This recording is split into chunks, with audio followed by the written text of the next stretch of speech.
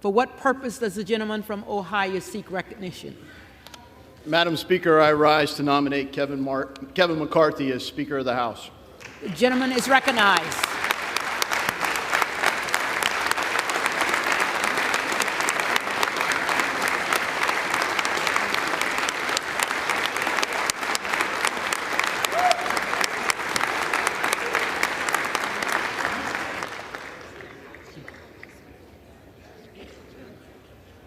Now, why would I,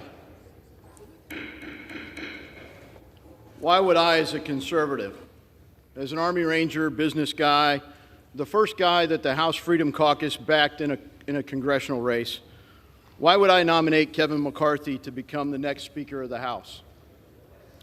Why would Jim Jordan? Why would other conservatives like Thomas Massie, Jim Banks, Kevin Hern, and others support Kevin McCarthy as Speaker of the House? You know, something in our nature as humans causes us to dehumanize others when we engage in conflict. Dehumanizing others makes it easier to ascribe bad motives and to engage in the fight. But it also makes it harder to understand one another. As actions push further disagreement, arguments tend to escalate rather than resolve. We're on the precipice of such a destructive argument today. I plead with all of my Republican colleagues, let cooler, more rational heads prevail. Let us unite as Republicans to elect the next Speaker of the House. Unlike Democrats, nearly every Republican at least campaigns on some form of smaller, more accountable government. Once we get here, the bipartisan consensus keeps growing a bigger, less accountable government. The American people know that the status quo is broken, that we've become less free, less safe, and more burdened by debt.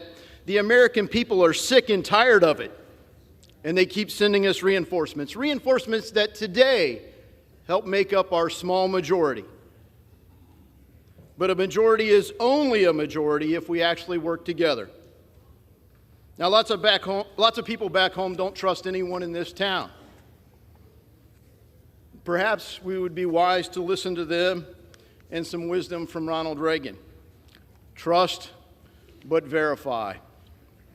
Trust is a fragile condition and easily broken. As I've listened to my friends, 20 of whom have opposed Kevin McCarthy as Speaker of the House, and others, the root issue is this: they do not trust Kevin McCarthy. What can heal that divide? Right now, there are a lot of colleagues that don't trust 20 or more of my fellow Republicans.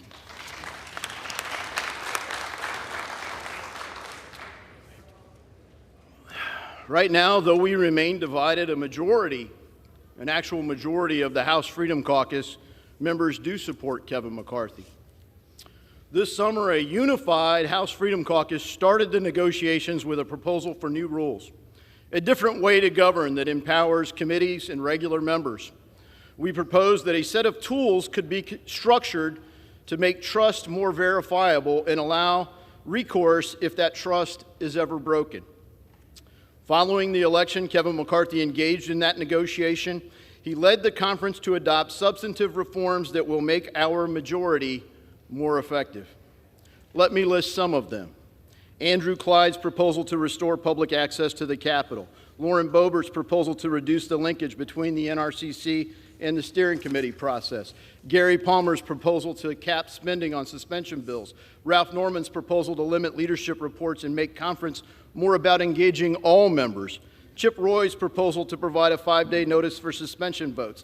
Dan Bishop's proposal in privileged resolutions. Scott Perry's proposal for additional conference meetings ahead of key votes. Bob Good's proposal on standalone appropriations bills. Andy Biggs' proposal limiting suspension waivers from committees. Chip Roy's proposal to make co-sponsored amendments in order. Affirm 72-hour publication of bills before calling for a recorded vote. An end to proxy voting. an end to remote participation in committee work by members of Congress, the Holman Rule, an end to the Gephardt Rule, cut go instead of pay go, an end to en-bloc suspension votes, a major reform worked out with Morgan Griffin, what we hope to call the Griffin Rule, on single subject bills subject to germaneness points of order and amendment, diverse viewpoints on every committee. Lastly, a church-style commission was added to the Judiciary Committee focused on the abuses our own big government has unjustly collaborated with big business and big tech to silence, persecute, or even prosecute our fellow citizens. As Thomas Massey pointed out, Elon Musk bought a crime scene. Now that we know and the public knows, the question is, what in the hell are we going to do about it? Well, this select committee answers that question with oversight and leadership by our most effective member, my friend and colleague, the future chairman of the House Judiciary Committee, Congressman Jim Jordan. We, as Republicans, are a big and diverse conference. The real question goes back to strategy. Can we accept incremental progress? Can we work for a victory, one first down at a time? Or can we only accept the high-risk trick plays? Can we set about the hard work of winning debates with our colleagues, as we have done through this process? Can we take a win every now and then and give hope to the forgotten men and women of America who no longer believe this place, this people's house, cares about them?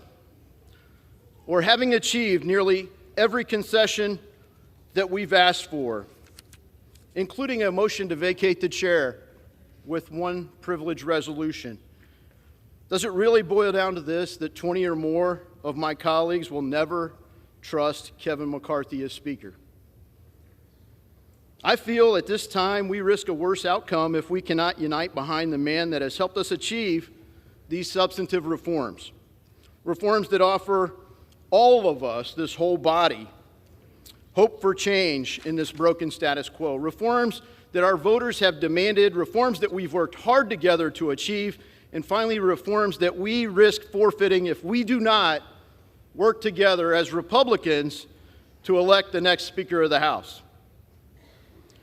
Now's the time for deeds, not words, and I nominate Kevin McCarthy for Speaker of the House. I humbly ask for your support.